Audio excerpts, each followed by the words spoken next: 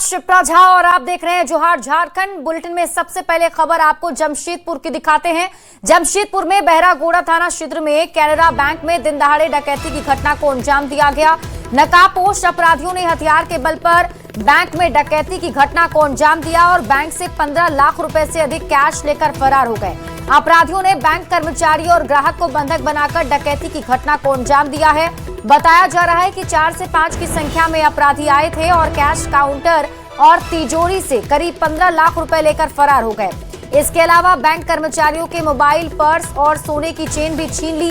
वारदात को अंजाम देने के बाद सभी अपराधी मोटरसाइकिल से पश्चिम बंगाल की ओर फरार हो गए। घटना की सूचना मिलते ही पुलिस मौके पर पहुंची और जांच शुरू कर दी गई है। पुलिस बैंक के सीसीटीवी फुटेज खंगाल रही है, साथ ही कर्मचारी और आसपास के लोगों से पूछताछ भी कर रही है। तो बड़ी खबर आपको जमशेदपुर से बता रहे हैं। न्यूज़ 18 संवाददाता आशीष तिवारी अधिक जानकारी के साथ जुड़ गए हैं। आशीष, क्या अपडेट, क्या अब तक किसी की पहचान हो पाई, किसी की गिरफ्तारी? जी बता दूं कि जमशेदपुर शहर के बहरागोड़ा थाना क्षेत्र में केनरा बैंक जो है वहां आज 5 की संख्या में अपराधी नकाबपोश आते हैं और उसके बाद बैंक में घुस जाते हैं और उसके बाद हथियार के बल पर लगभग 15 लाख से अधिक कैश और जो बैंक के कर्मचारी थे, जो ग्राहक थे, उनको बंधक बना लिया गया और सभी के मोबाइल और गले में जितने भी सोने के चैन थे वो छीनकर सभी अपराधी जो है वो मोटरसाइकिल से बंगाल की ओर निकल जाते हैं। क्योंकि बता दूं कि जमशेदपुर और बंगाल की सीमा बहरागोड़ा क्षेत्र आता है और इसी दौरान जो है कहीं ना कहीं अपराधियों ने एक साजिश रची थी। और सबसे बड़ी बात यह है कि आज जमशेदपुर शहर के एसएसपी कार्यालय में कोल्हान के डीआईजी आए हुए थे और तमाम ग्रामीण क्षेत्रों के भी डीएसपी, थाना प्रभारी सब जो है बैठक में शामिल हुए थे और इसी दौरान मौके का फायदा उठाकर कहीं ना कहीं इस पूरी घटना को अंजाम दिया गया है। हालांकि इस घटना के बाद जो है बैंक कर्मचारी काफी डरे सहमे हुए। जैसे ही सूचना मिली उसके बाद यहाँ से जो बैठक छोड़कर डीएसपी यहाँ से ग्रामीण क्षेत्र के वहाँ पहुँचते हैं और पूरे मामले की जांच की जा रही है। क्योंकि एकदम मेन रोड में और काफी चहल पहल एरिया था और उसके बाद जो है अपराधी पूरी तरह से साजिश के तहत बैंक में घुसते हैं और बैंक को बंद कर देते हैं और उसके बाद जो है पूरी घटना को अंजाम देते हैं। हालांकि फिलहाल पुलिस जो है पूरे मामले की जांच कर रही है और जो बैंक में सीसीटीवी कैमरे लगे उस पर निगरानी की जा रही है कि कौन अपराधी थे। मगर 5 की संख्या में अपराधी थे जिन्होंने इस घटना को अंजाम दिया और वो घटना को अंजाम देने के बाद वो जमशेदपुर से बंगाल की तरफ वो जाते हुए दिखे हैं। हालांकि अब देखना ये है कि इस पूरे मामले का खुलासा कब हो पाता है, क्योंकि एक तरफ जहां शहर में कोल्हान के डीआईजी और तमाम डीएसपी, थाना प्रभारी और एसपी के साथ बैठक चल रही थी और उसी का मौका का फायदा उठाकर इतनी बड़ी घटना को अंजाम दिया गया है। जी ठीक है आशीष, आप इस खबर पर नजर बनाकर रखिए। शुक्रिया इस अपडेट के लिए। धनबाद में पुलिस मुठभेड़ के बाद फरार गैंगस्टर प्रिंस खान के गुर्गे दिलीप सिंह को गिरफ्तार कर लिया गया है और अब पुलिस उसे रिमांड पर लेकर पूछताछ भी करेगी। रविवार को मुठभेड़ के बाद सोमवार को ही बरवा अड्डा से दिलीप सिंह को गिरफ्तार किया गया था। एसएसपी ने साफ किया है कि संगठित अपराध में शामिल कोई भी अपराधी बख्शा नहीं जाएगा, सबकी कुंडली तैयार है। आपको बता दें कि मुठभेड़ में एक अपराधी को गोली लगी थी जिसे स्वस्थ होने पर पूछताछ की जाएगी। एसएसपी ने अपराध का रास्ता चुनने वालों से मुख्य धारा से जुड़ने की अपील भी की है। बताते आ रहा हूं कि किसी भी तरह से कोई भी अगर अपराध करता है तो उसको उसी तरीका में जवाब हम लोग दे भी रहे हैं और देंगे भी और आगे भी देंगे और जरूरत पड़ेगी तो इससे और अगर गियर बढ़ाना होगा तो इससे और गियर ऊपर बढ़ाएंगे। हम लोग लगातार अपील करते हैं कि ये क्राइम की दुनिया को छोड़ करके आप आइए, विधि कानून को फेस कीजिए और उसमें फिर किसी प्रकार का कोई ग्रीवांस नहीं है। जो भी हम लोगों से विधि सम्मत जो मदद संभव हो पाएगा करेंगे, लेकिन अगर कोई भी कानून अपने हाथ में लेगा उसको डेफिनेटली कार्रवाई करेंगे। रामगढ़ एसपी ने जिले में संगठित आपराधिक गिरोह के खिलाफ लगातार अभियान चलाने का दिशा निर्देश अधिकारियों को दिया है। एसपी ने राहुल दुबे गिरोह पर नकेल कसने के लिए पुलिस अधिकारियों को कई आवश्यक दिशा निर्देश दिए। उन्होंने कहा कि 18 से 22 साल के युवा का उपयोग मोबाइल और पैसे का लालच देकर इस गिरोह की ओर से किया जा रहा है। उन्होंने युवा वर्ग से अपराधी गिरोह के झांसे में नहीं आने की अपील की। साथ ही एंटी क्राइम चेकिंग और पेट्रोलिंग बढ़ाने पर भी जोर दिया गया। बता दें कि रामगढ़ जिले में पांडे गिरोह, राहुल दुबे और श्रीवास्तव गिरोह लगातार एक्टिव दिख रहा है।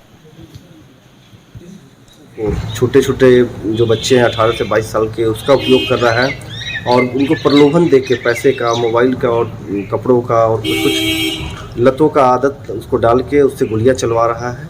तो वैसे सभी युवाओं से अपील है कि वैसे झांसे में न पड़े, क्योंकि ये 2-4, 10,000, 20,000 रुपये दे के आपको अपराध करवा लेंगे। उसके बाद पूरी एक हिस्ट्री आपकी तैयार हो जाएगी और उसके लिए पूरे जीवन भर आपको कोर्ट के और जेल के चक्कर काटने पड़ेंगे। इसके अलावा जेल से जो छूटे अपराधकर्मी हैं उस पर भी निगाह रखने की हिदायत दी गई है। पलामू पुलिस ने नशे के खिलाफ कार्रवाई की। अवैध पोस्ते की खेती के खिलाफ अभियान चलाया गया। सतबरवा थाना क्षेत्र के पीडिया गांव के जंगल में छापेमारी कर 3 कट्ठा जमीन में लगे पोस्ते की खेती को ट्रैक्टर चलाकर नष्ट कर दिया गया है। एसपी के निर्देश पर यह कार्रवाई की गई है। तस्वीरें हम आपको दिखा रहे हैं, जहां पर देखिए ट्रैक्टर के जरिए पोस्ते की खेती नष्ट की गई है।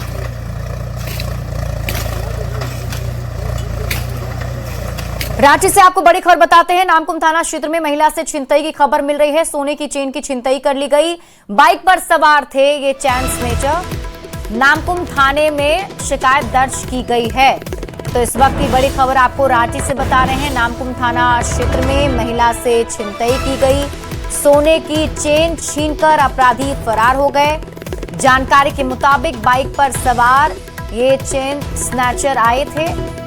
नामकुम थाने में शिकायत दर्ज की गई है।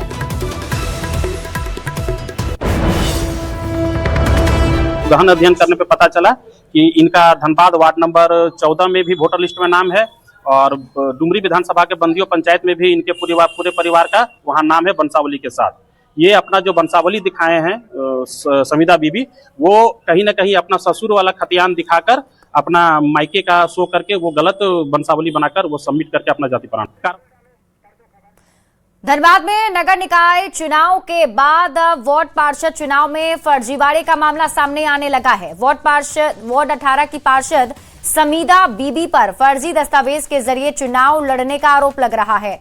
पांडरपाला निवासी मनोहर महतो ने धनबाद जिला निर्वाचन पदाधिकारी और नगर निगम से दस्तावेजों की जांच की मांग की है। मनोहर महतो की माने तो समीदा बीबी ने पिछड़ी जाति BC1 का हक मारते हुए जाली जाति प्रमाण पत्र बनाकर चुनाव लड़ा। इतना ही नहीं, उनके 2 जगह के वोटर कार्ड में पिता और पति का नाम भी अलग है। जिला प्रशासन की ओर से कार्रवाई का आश्वासन दिया गया है। अब देखना होगा कि मामले में जांच होती है या फिर आवेदन फाइल में गुम हो जाती है।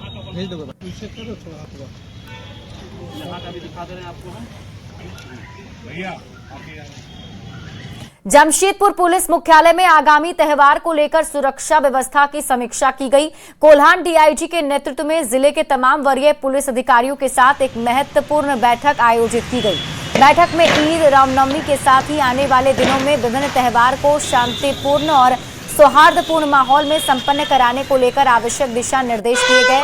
डीआईजी ने सभी थाना प्रभारी और पुलिस पदाधिकारियों को सतर्क रहने, संवेदनशील इलाकों में विशेष निगरानी रखने और विधि व्यवस्था बनाए रखने के साथ ही पेंडिंग केस के निपटारे के निर्देश भी दिए हैं।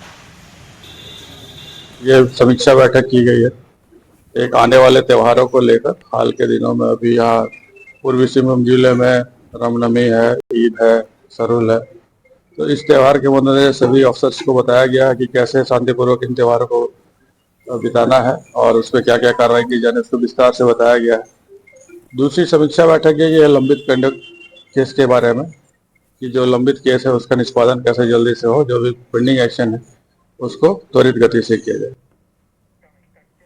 पूर्व मुख्यमंत्री मधु कोड़ा चाईबासा के गोइलकेरा अस्पताल पहुंचे और मरीज को एक्सपायरी स्लाइन चढ़ाने के मामले में प्रभारी डॉक्टर से पूछताछ की। उन्होंने स्वास्थ्य विभाग के साथ स्वास्थ्य मंत्री को भी निशाने पर लिया। पूरे मामले पर नाराजगी जताते हुए मधु कोड़ा ने कहा कि इस लापरवाही से मरीज की जान भी जा सकती थी।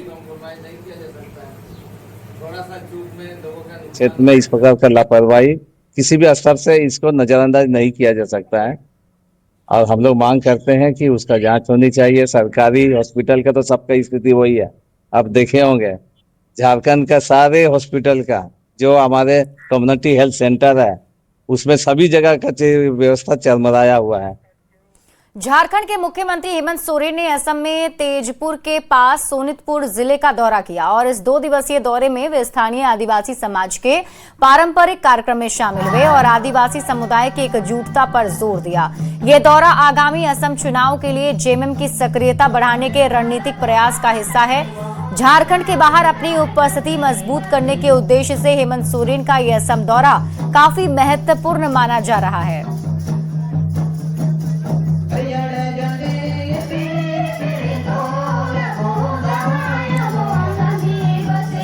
हजारीबाग में मंगलवार की देर शाम रामनवमी का पहला मंगला जुलूस गाजे बाजे के साथ निकला। मंगला जुलूस के साथ ही हजारीबाग में रामनवमी महापर्व का आगाज भी हो गया है। लगभग 1 दर्जन से अधिक विभिन्न अखाड़े का जुलूस सड़कों पर निकला, जो विभिन्न मार्गों से होते हुए महावीर स्थान पहुंचा। मंदिर में पूजा अर्चना की गई। इस दौरान राम भक्तों का जनसैलाब सड़कों पर देखने को मिला। शक्ति प्रदर्शन करते हुए राम भक्त नाचते गाते सड़कों पर दिखे। जुलूस के दौरान सुरक्षा के भी पुख्ता इंतजाम किए गए। राम भक्तों का ये त्योहार है और जब राम जी का उत्सव मनता है तो उनके भक्त, प्रिय भक्त बजरंगबली के भक्त वानर सेना होते हैं। तो जब राम जी का उत्सव मनता है तो वानर सेना में खुशी का लहर तो दौड़ता ही दौड़ता है। पूरी तरह से बहुत बढ़िया माहौल है। आज सब लोगों से मीटिंग भी हुई थी तो उसमें भी सब लोग काफी पॉजिटिवली पार्टिसिपेट किए हैं। अभी हम लोग भी जायजा ले रहे हैं और जहाँ जहाँ सेंसिटिव जगह है वहाँ बैरिकेडिंग भी हम लोग करवा रहे हैं। पूरी टीम आज हम लोग की रोड पे है, हम लोग को उठाते हैं और हर मंगलवार को जो है मंगला जुलूस के जो है वो स्टार्ट होता है। उसी के उपलक्ष्य में हम लोग सभी प्रशासन के लोग जो है वो सभी जगह विजिलेंट है और सभी जगह फोर्स और मजिस्ट्रेट्स की डेपुटेशन हो गई है। सभी जितने भी जुलूस आयोजन करना है सभी लोगों के साथ हमारी बातचीत भी हो गई है। सब चीज अंडर कंट्रोल है और सभी जो है पीसफुल रहेगी। हजारीबाग में पहला मंगला जुलूस के साथ विश्व विख्यात रामनवमी की शुरुआत हो गई है। हजारीबाग के अभी हम हलचल वाले इलाके झंडा चौक पे है, जहां पर आपको दिख रहा होगा कि जो महावीर झंडे के साथ राम भक्त है वो नजर आ रहे हैं। दरअसल ये जो है पारंपरिक हथियार के साथ जो है वो भी खेलते नजर आ रहे हैं। बता दें कि चारों तरफ से जुटे जो राम भक्त है यहाँ पर अपने कला का प्रदर्शन भी कर रहे हैं। दूसरी तरफ जो है रामनवमी को लेकर जो उत्साह है वो राम भक्तों के बीच देखने को मिल रही है। बात कर ले तो इस त्योहार को शांतिपूर्ण तरीके से जो संपन्न हो इसके लिए जिला प्रशासन भी जो है वो काफी प्रयास कर रही है और जगह जगह पर जो है पुलिस बल की भी तैनाती देखने को मिल रही है। बता दें कि यह जो जुलूस है यहाँ से आगे का चौक में जाएगा और उसके बाद समाप्ति होगी। और बता दें कि इसी तरीके से मंगला जुलूस में जो है वो रामनवमी का छोटा स्वरूप है हजारीबाग में देखने को मिलता है और इस तरीके से हजारीबाग में भव्य तरीके से रामनवमी का जो है वो त्योहार मनाया जाता है। सुशांत सोनी, न्यूज 18, हजारीबाग। और इस बीच आपको रांची से बड़ी खबर बताते हैं। टोल प्लाजा की अवैध वसूली पर बड़ा सवाल। कांग्रेस विधायक प्रदीप यादव ने सवाल किए हैं। अवैध रूप से पैसे वसूली चल रही है। प्रदीप यादव ने यह आरोप लगाया। उन्होंने कहा कि गोड्डा में कई लोग प्रदर्शन कर रहे हैं। जगह जगह टोल बनाने से लोगों में आक्रोश दिख रहा है।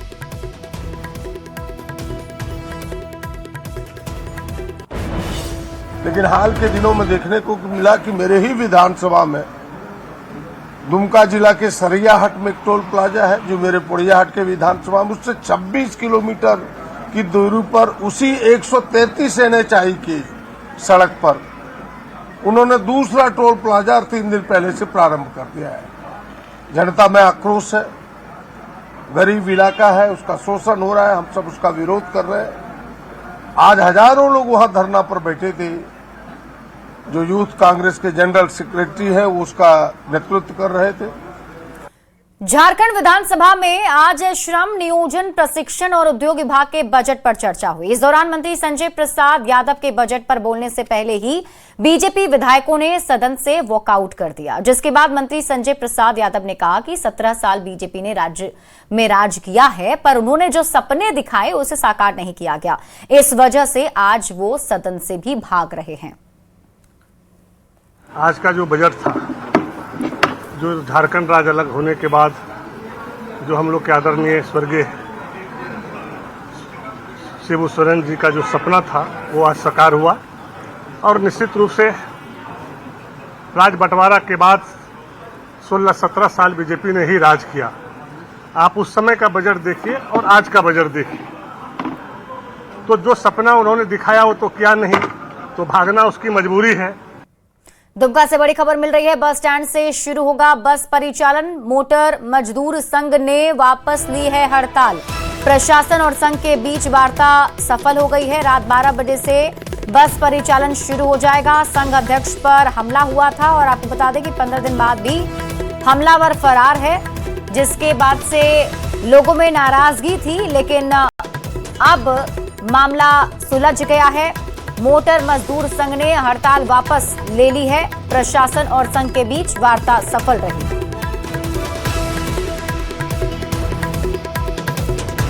झारखंड विधानसभा में विपक्ष में राज्य में अबुआ की जगह बबुआ की सरकार चलाने का आरोप लगाया। सदन में हंगामा इतना बढ़ा कि आजसू विधायक को मार्शल आउट भी करना पड़ा और इसी बीच सदन में सत्ता पक्ष और विपक्ष में तीखी नोकझोंक भी हुई, जिसमें स्पीकर ने भी हस्तक्षेप किया और आजसू विधायक के आचरण को असंसदीय करार दिया गया। इधर आजसू विधायक ने सत्ता पक्ष के विधायकों के सत्ता के नशे में चूर होने का आरोप लगा दिया है। अबुआ और बबुआ राज को लेकर सदन में जारी संग्राम पर यह रिपोर्ट देखिए। जनता को आबुआ सरकार तो लग ही नहीं रहा, लग रहा है कि बाबुओं की सरकार।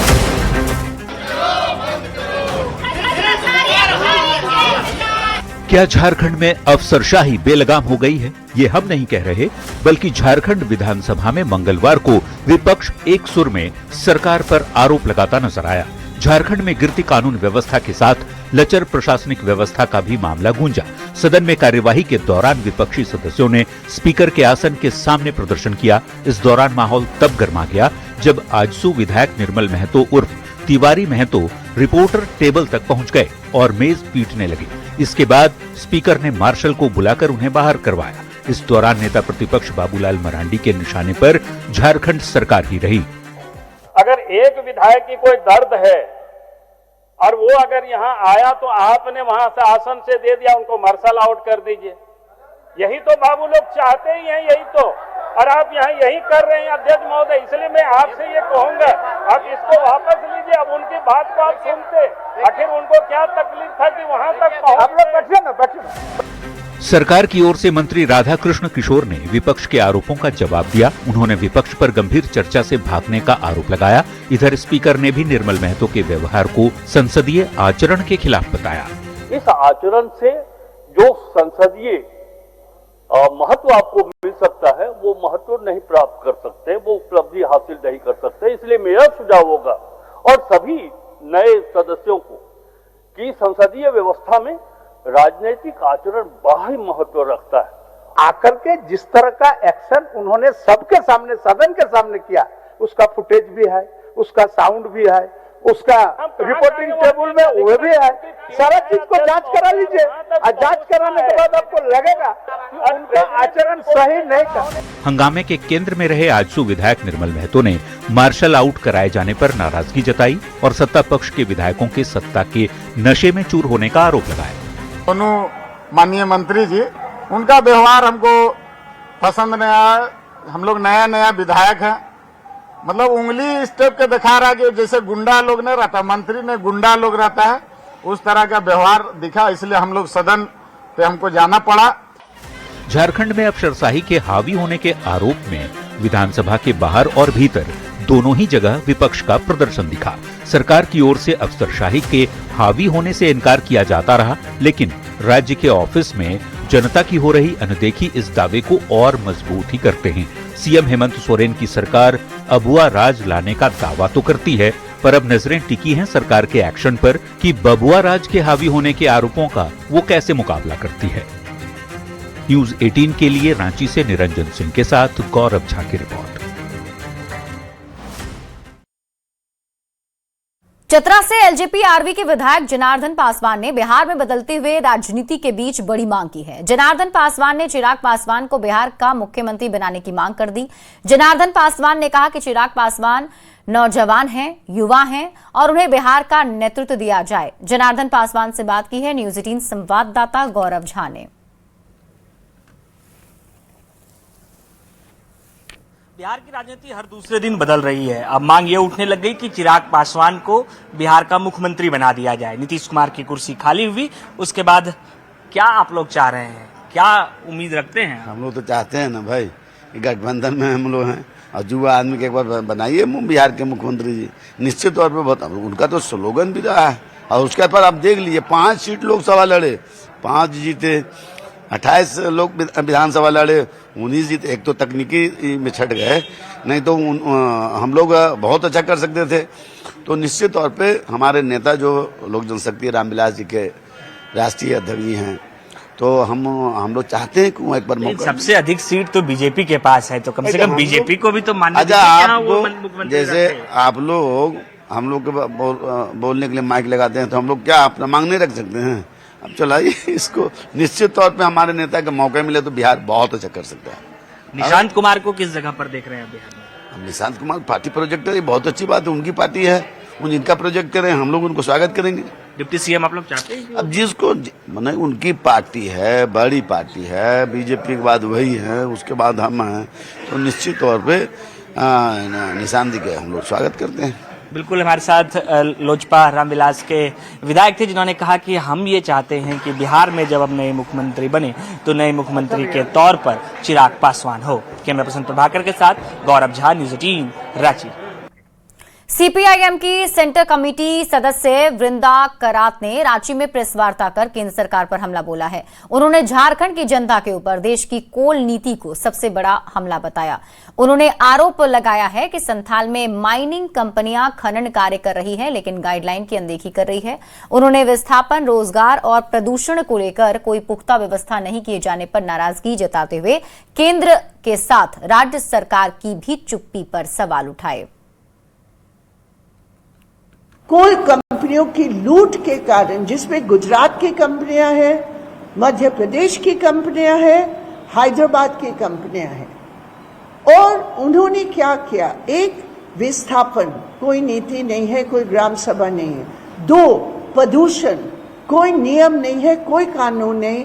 वहां कोयला धूल के कारण जबरदस्त तरीके से 100 से ऊपर गांव और हजारों परिवार वहां वंचित है।